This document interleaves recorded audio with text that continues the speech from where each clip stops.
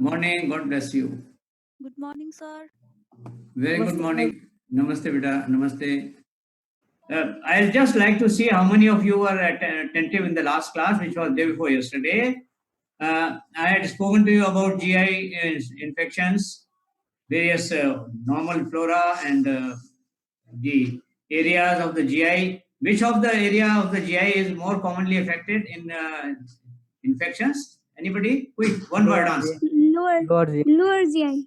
Very good. Now tell me, what is string test for? String test. Only one at a time. Can I know who is wanting to speak?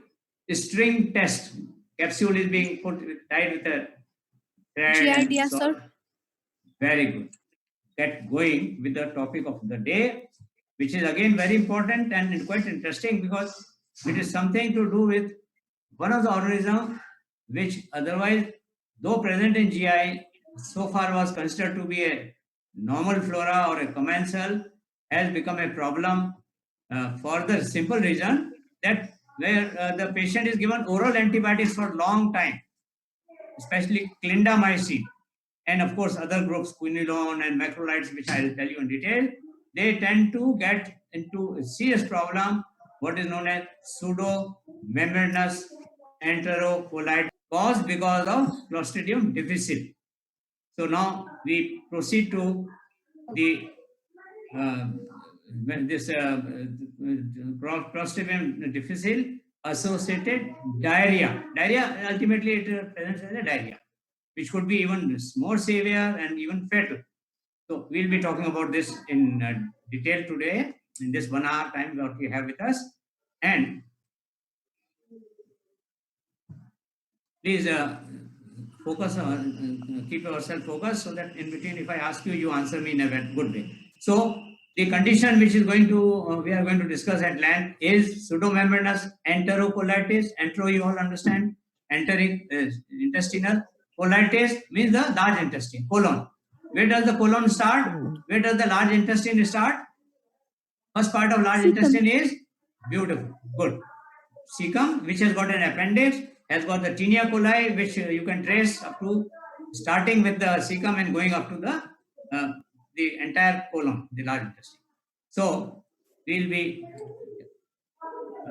and the organism which causes this is Clostridium difficile, which is an anaerobic, gram-positive, spore-bearing, motile bacteria, which is got which is one of the members of the four members of the Clostridia. To name them: Clostridium welchi, causing gas gangrene; tetani, causing tetanus; Clostridium botulinum, causing food poisoning; and Clostridium difficile, causing pseudomembranous enterocolitis or pseudomembranous colitis.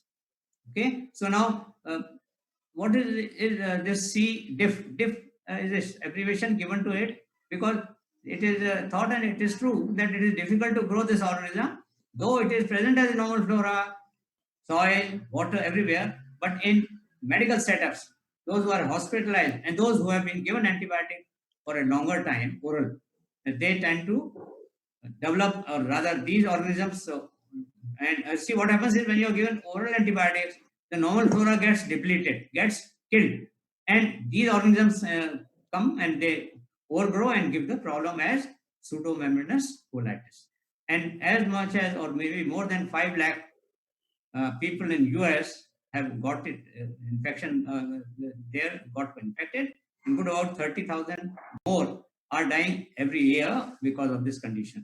If that is there, you can understand what must be the state of affairs in a country like our developing country like Nepal or India. So we, you see that is sounding as if it's a, the diagram is as if it is a very nice dish to enjoy. Finger tops kind of thing, but they are bacilli. Okay, bacilli, and they are typically spindle shaped. So we go to it now. We'll go and talk and tell about it.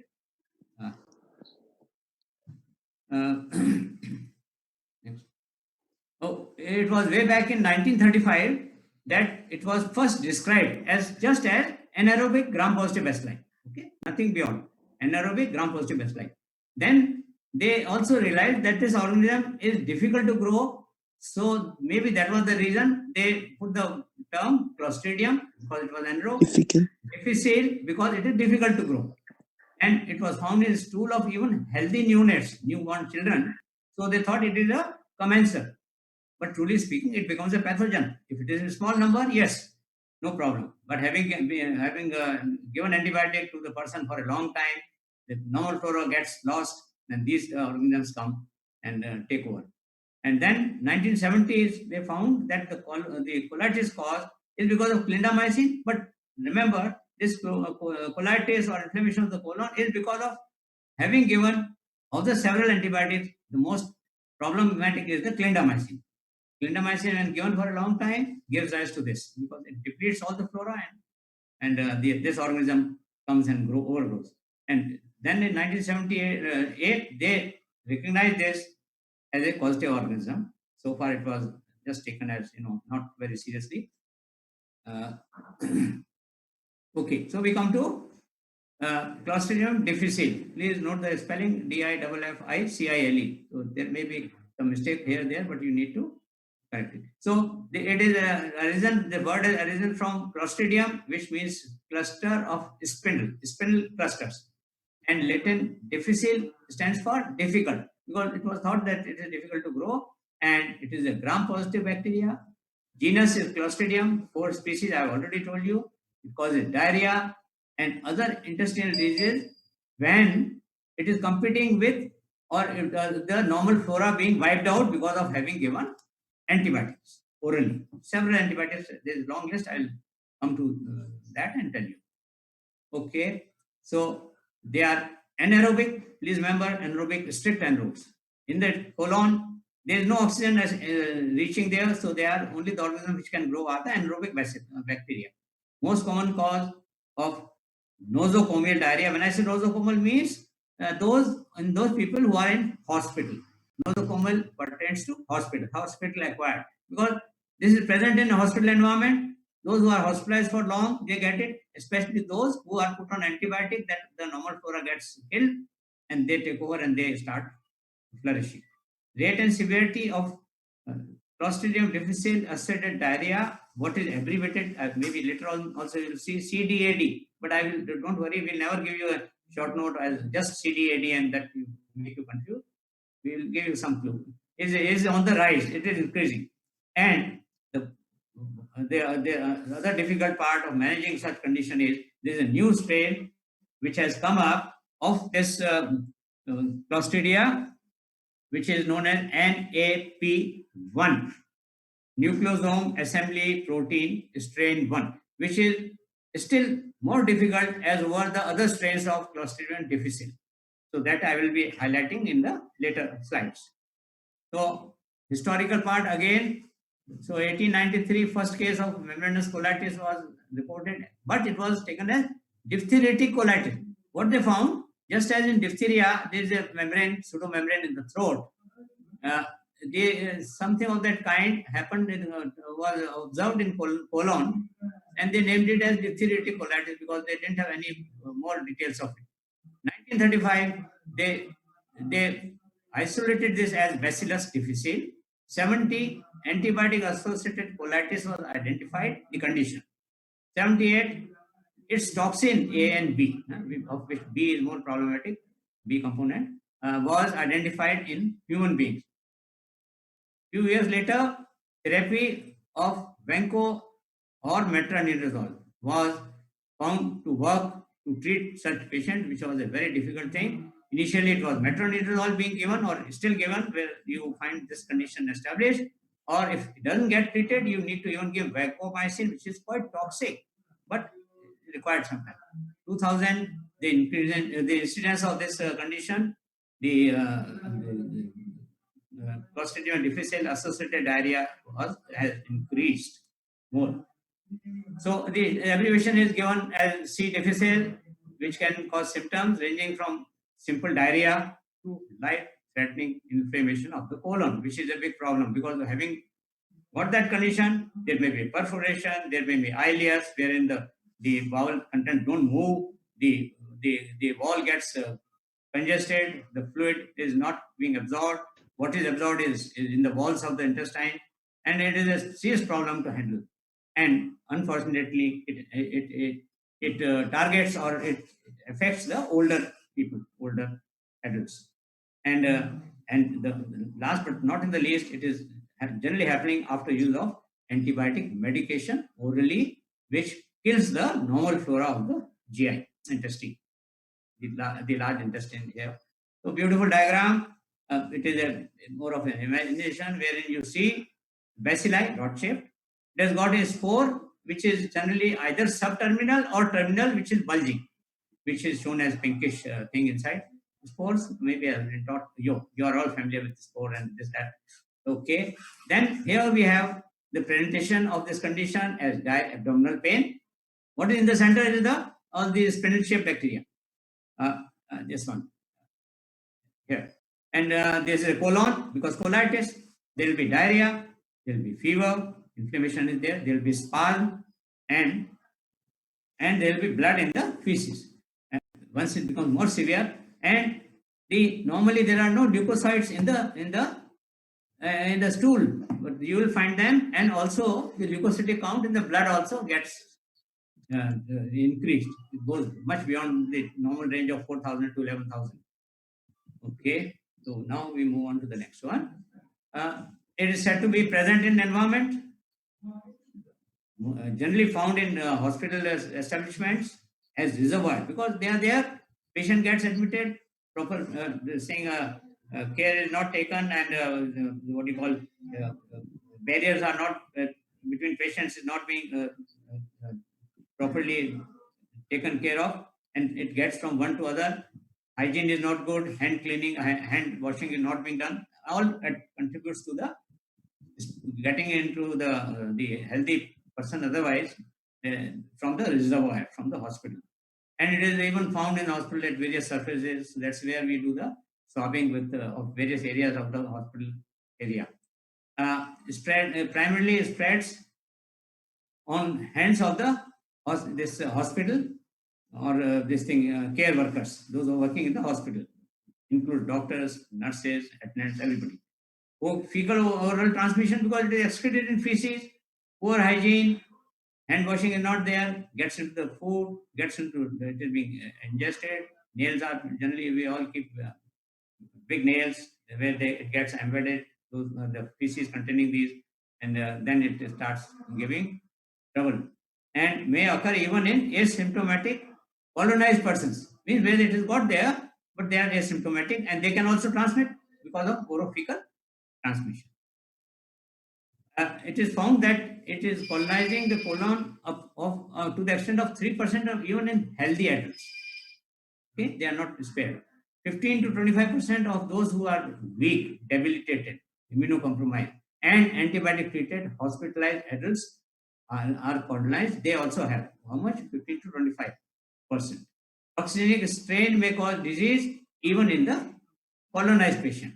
But the strain, if it is non-toxigenic, which is used as part of treatment to get the antibodies and not get the illness, the toxigenic strains cause disease in the colonized patients. And it is found to be 25% in 25% of cases of those treated with antibiotic and having diarrhea.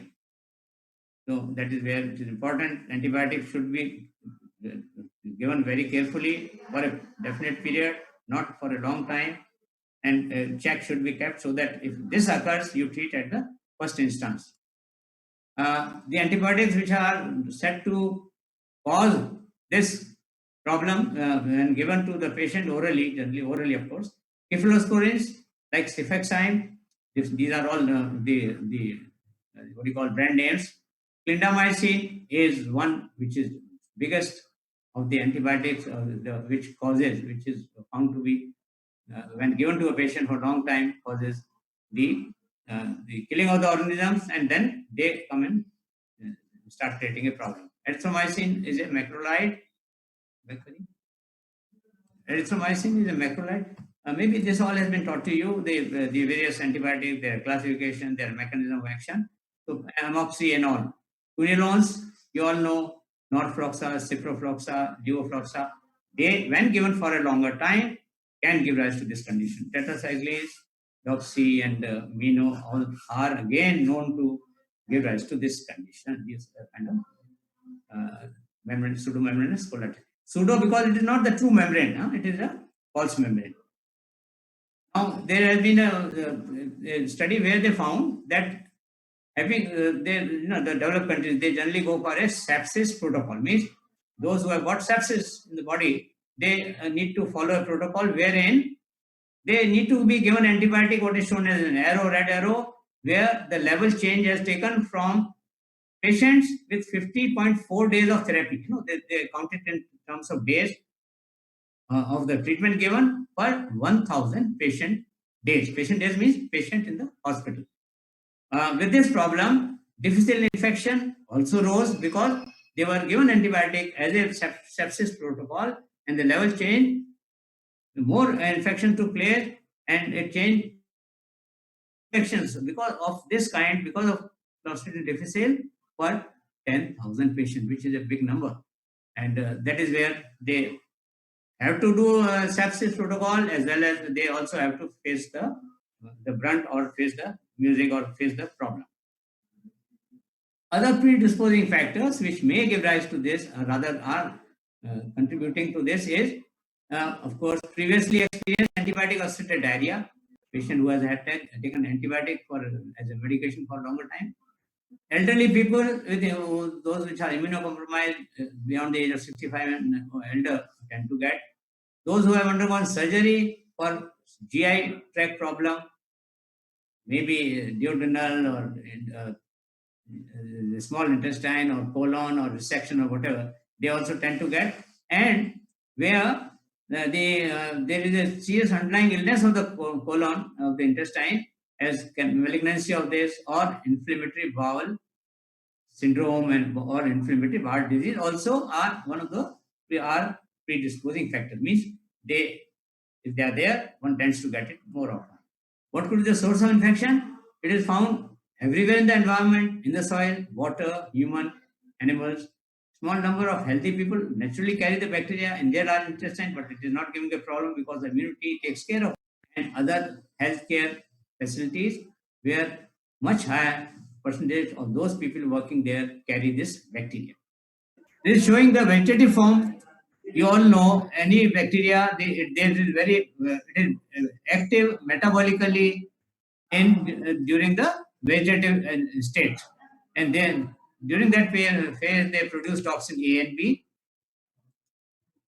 and they are killed by antibiotics only during vegetative phase, and they are, when the moment they are exposed to oxygen, they are killed because they are anaerobes, right? That is during the vegetative phase. When they are, once they become spore, which has been shown as that small white space, because the spore don't get stained, they are metabolically not active. They are rather hibernating. No toxin is produced and not affected by any antibiotic, and even the oxygen, if they are exposed to, the spores don't get killed. Okay, pathogenesis, what precisely happens? There is a normal colonic flora removed, first thing, which is replaced by Clostridium difficile. These organisms start producing toxin A or B, or A plus B. Mucosal injury and inflammation takes place. Then what happens thereafter? The gut flora, that develops resistance because the normal flora is gone, and mode of transmission you all know is fecal-oral, and of course by spores. If they are what you call vegetative forms are ingested, they get killed in the stomach, and they are actually active during the late log phase and early of the stationary phase, and that is the time when they produce toxins. And yes, the diagram you can see the inflammation, narrowing of the gut lumen, thickening, and the thickening is amounting to saying it is a megacolon, and I'll show you in why. So there is productive colonic disruption of the protective colonic flora, which are normally there, colonized by toxigenic Clostridium difficile. By fecal-oral transmission, it happens, produces toxin A and B. A and B both actually they damage the cell cytoskeleton, And the loss of the tight junctions which doesn't allow the pathogen to enter in and the water also to go out from inside is all damaged. And A is also in particular injury, inflammation, and fluid secretion, leading to inflammation, leading to diarrhea. The clinical features are quite few, which I'll just quickly try to cover up. In mild disease, there is mild abdominal pain. When the endoscopy is done, it's an instrument known as endoscope, which is visualizing the interior of the mucosal of the colon. Is diffuse or patchy, non-specific inflammatory changes. When it is a moderate disease, there is a fever, dehydration, nausea, anorexia means loss of appetite, malaise, profuse diarrhea, abdominal distension, cramping, pains. This WBC count in the blood is raised, and even in the feces has the leukocytes. And this diffuse patchy colitis revealed on endoscopy when the endoscopy is being done. Next slide. Again. Okay. So this one is a beautiful slide which is showing the appearance of the colon from inside because of Clostridium difficile having produced in membranous pseudomembranous colitis. The left one, let's focus it on the left one, is showing the mucosa separated by areas of relative normal mucosa. Some of the regions have a red halo, which is shown by the arrow on the right. Otherwise, it is the membranous, which is on the left, which is relatively white. The right panel shows when this has covered the entire colonic mucosa, the whole circumference of it, and that it is seen yellowish. So this is what happens now. Severe disease. Okay, so let's take the aspect of when the disease is severe. That is profuse diarrhea. The interesting part is there may be or may not be. There may be little diarrhea, little loose motion, or no diarrhea because this point of time the colon, gets a state of ileus. Ileus means they are paralyzed. So the peristaltic movements are not taking place. The fluid is not is not absorbed, and if absorbed, it is only locked in the walls of the colon, whereby there will be no diarrhea or little, which normally should be there. There will be abdominal pain. This is a serious condition which need to be surgically immediately attended to. Abdominal pain will be there, fever will be there, volume of the stool will become less, which normally never happens. It is generally more, and large number of leukocytes are there in the blood as well as in the stool. Peritoneal signs because they tend to even perforate such lesions from the ulcer sites, from so-called the pseudomembrane. And radiologically, then you find what is known as ileus. Ileus means there is a kind of non-progression or non-propulsion of the fecal material. So it is becomes an emergency. You have to open up, do laparotomy, and do and the colon gets thickened because all the fluid instead of getting into the lumen as going as a diarrhea, loose motion gets locked up. So and it becomes colon becomes edematous. Mucosa endoscopy finding will show yellow plaques, big plaques covering the whole circumference of the colon. Complications, of course, first is pseudomembranous colitis associated diarrhea. CDAD stands for Clostridium difficile associated diarrhea. Then toxic megacolon. With this, all these accumulating the toxins, the organism there, the colon becomes thick, mega. Perforation may take place, which is very serious, leading to peritonitis. Sepsis getting disseminated to the whole body may be there and can even culminate or end into death, which is a very grave sign, and that may happen. So, who are the patients that increase risk for the disease? Those exposed to antibiotic. GI surgery, manipulation. This is the first one. Antibiotic exposure is the foremost cause. Then those who had GI surgery or manipulation tend to get it. Long stay in healthcare settings, hospital or nursing home. Infected roommate, a fellow who is infected and your immunity is low, tend to get it by fecal-oral kind of transmission. Comorbid illnesses are already there, diabetes or say malignancy. Those who are on immunosuppression because of various reasons you need immunosuppressive drugs tend to get it, or rather predisposed. And advanced age, I told you, the elderly one, and of course, children don't get targeted. And proton pump inhibitors are those drugs, group of drugs which are given to check the hyperacidity in the stomach. Pantoprazole and rivaroxaban and all these drugs are given. They inhibit the acidic function of the stomach, whereby these organisms they flourish. So that is another factor.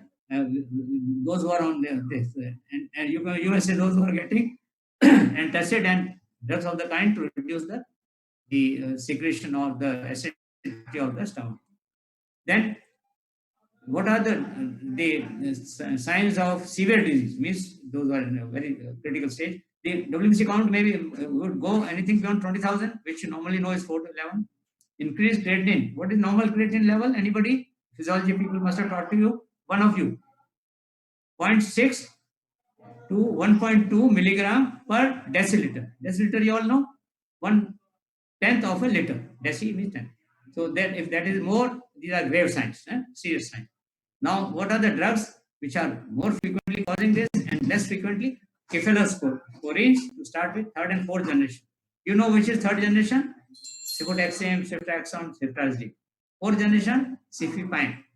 Then ampicillin and amoxicillin can give more often. Clindamycin I highlighted because this is one which is more, toxic and gives rise to depression and causing this associated diarrhea. Penicillin group, macrolide, tetracycline, sulfa group. Less frequently, ticarcillin, which is again a penicillin. Clavulnate is ticarcillin is a beta-lactam penicillin. And the clavulnate is to potentiate the effect. It is beta-lactamase inhibitor. So those are put together. It will take care of those organisms which are producing beta-lactamase. To inactivate the antibiotic, we give it as ticarcillin, clavulnate. Metronidazole, fluoroquinolone, rifampicin, methotrexate, and cyclophosphamide. They are both the anti-cancer drug, antibiotic. So how you diagnose? Endoscopy, the most important one. You visualize the interior. You find the membrane. Culture, yes, culture is difficult. It is difficult. That's why Clostridium difficile. And the media that you use for culture is abbreviated as CCFA. CCFA stands for cycloserine, cefoxitin, fructose agar. Cycloserine, cefoxitin, fructose agar, and also blood agar. But these media are put at a absolutely anaerobic condition. Then only they will grow. Then we have, of course, more important is cell culture cytotoxin testing. You see, when you on the cell culture you put the toxin and you see the cell would on which the cytotoxin, if they are produced, they will inactivate and they will kill those cells. ELISA toxin you test. ELISA you all know, enzyme linked immunosorbent assay, wherein you can detect the antigen with the known antibody and antibody with the known antigen. PCR you all know is the gold test for detecting the toxin gene detection, where you get the genetic details and you are able to confirm it. Then stool examination, and you culture it on the media which I just said: CCFA, cycloserine, cefoxitin, fructose agar, and anaerobic blood agar. All these media need to be kept in anaerobic conditions. Okay. Latex elimination is a rapid test which is being done and to detect the antigen. Rapid test, but then the specificity and sensitivity is more, but specificity is less. Then tissue culture, cytotoxin test, cytotoxin test for toxin B. Of the two, toxin B is more important. And again, coming back to ELISA for toxin A and for toxin B. Both are different this thing, but of the two, the toxin B is more damaging. Ghanshyamji, okay, so let me talk to you in brief about a new strain of this Clostridium difficile, which is known as NAP1. Nucleosome assembly protein strain 1. NAP stands for nucleosome assembly protein strain 1. They have this protein component and is more difficult to treat. It is also known as toxin type 3. this is where, by virtue of these organisms, they are producing toxin unlimited, unchecked, A and B, which is normally not there. It is a kind of check, and presence of it is generally associated with presence of binary toxin. Binary toxin means this particular toxin has two components. One is the ligand which gets attached to the receptors of the mucosal cell, and second is the enzymatically active component, which is toxic component, which facilitates their entering into the host cell. So there are two components of the toxin, A and B, and binary toxin is there to facilitate, and they are resistant to even getting treated with clindamycin and fluoroquinolones. So in such case, the option left is to give vancomycin. And then these with infection with these strains have a kind of predilection for increased complications and adverse outcomes, because it is difficult to treat the other routine strains. This is NAP one is a more difficult one. This can be asked to you as a short note. Please do focus a bit of more attention. Management, very simple. You need to control the infection and control infection control measures, so that infection from carriers and those who have got it doesn't go to the other one. Targeted antibiotic resistance. The indiscriminate use of antibiotic for a long time should be stopped.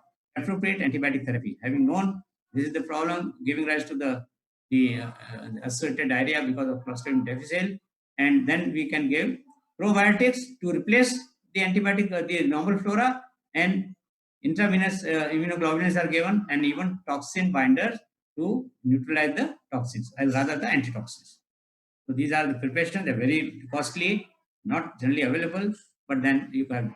How do you do other supportive things that you can do is to do surgery where there's a megacolon and there's ileus and there's peritonitis. You need to remove that particular segment by surgically, because and you must avoid giving opiates and other drugs, because they tend to decrease the peristaltic movement, and so there is logging, and it becomes more difficult. Experimental therapies are giving rifampicin and these steroids and all, and even giving a non-toxigenic C. difficile, because they will not give toxicity, but they will give immunity. The antibodies will be there. So these are all experimental therapies. So which are then oral therapy, vancomycin, with such cases happening, or metronidazole. First we try metronidazole. If that doesn't work, we give vancomycin. Those who are, and we give it to those this antibiotic therapy of this kind, those who are unable to tolerate oral therapy. IV metronidazole is given, vancomycin given by nasogastric tube or enema, because we want that area to be the antibiotic to reaching. Vancomycin with rifampicin, and less frequently used is bacitracin and fusidic acid. Basically, it is the metronidazole. If not for it doesn't work, we give vancomycin. Vancomycin oral is there also, injectable is also there. So where do we give vancomycin therapy? Where the response is not there with metronidazole, or there is intolerance to metronidazole, or in those during pregnancy and child below 10 years of age, or where there is severe fulminating Clostridium difficile associated diarrhea. You need to give vancomycin. It is very toxic, but then left with no choice, you have to give. Then this is very important. This topic has become more important these days, because there are a number of cases and their severity of Clostridium difficile associated diarrhea are becoming more. So active surveillance. This is just to kind of give summarize it. Active surveillance is required. Early diagnosis treatment is very important to reduce fatal outcome. Judicious use of antibiotics is very important. If you are indiscriminately using, especially clindamycin, we are heading for a problem. Strict infection control practices are very important. And this slide is good. It shows private room when the patient is good. It should be either independent, so that it doesn't pass on to one patient in one room. If at all, they should be of the same kind, both having the same problem. Can be there. Gloves before going to the patient, and after having seen the patient, you need to put the glove and remove it, and do go with the gown, because that will again protect you and also prevent infection being transmitted. The most important is hand wash, washing hands in the proper way. If you transporting of the patient should be minimized because he or she is likely to pass it to one. Equipment used should be sterile each time between one same should be used for the other patient. And this is what hand washing is being shown beautifully. I would insist on prevention, then treatment. In this case, it is the hand wash practice, which is very important. Having meticulously followed this, you can probably prevent many conditions, which unfortunately our medical people, healthcare workers, they are taking it very casually. They don't even wash. They just wear the glove. If they wash, they don't give sufficient time, and the casual attitude, which is not correct. Because you have already seen this problem, this kind of bacteria giving a fulminating inflammation in the colon, giving rise to acute diarrhea, may not be manageable and may end up in death. So let's believe in the dictum of prevention, and the best way of prevention, passing infection from one to other, is by hand wash. Thank you so much for being with me, though with a lot of interruptions. And be ready. You should be going. I'll try and send this PowerPoint across to you. Give it to the IT in charge and the academic in charge, and you can go through it. Thank you and bye bye. Hello, can you hear me? Thank you, sir. Thank you, sir. Yes, sir. Thank you, sir. Thank you. God bless you. See you again and stay healthy, happy, and stay indoor. Don't let Corona come to you inside, and don't go outside to meet Corona. Stay indoor. Yes, sir. Yes, sir.